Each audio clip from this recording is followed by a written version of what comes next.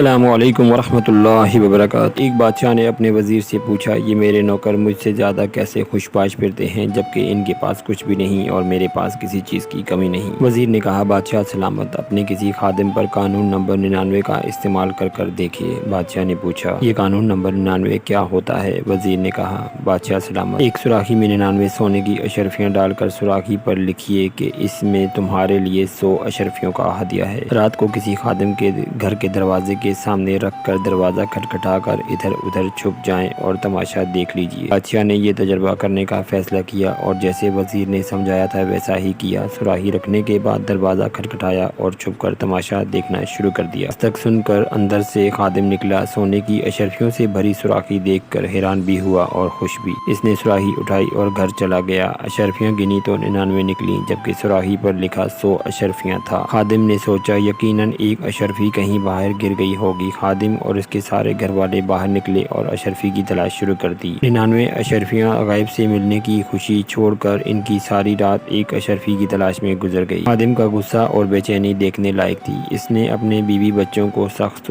بھی کہا اور کیونکہ وہ ایک اشرفی تلاش کرنے میں ناکام رہے تھے۔ کچھ رات صبر اور باقی رات بک بک اور جھک جھک میں گزر گئی۔ دوسرے دن یہ ملازم محل میں کام کرنے کے لیے گیا تو اس کی مزاج مقدر، آنکھوں سے جگراتا، کام سے جھنجھلاہٹ، شکل پر افسردگی عیاں تھی۔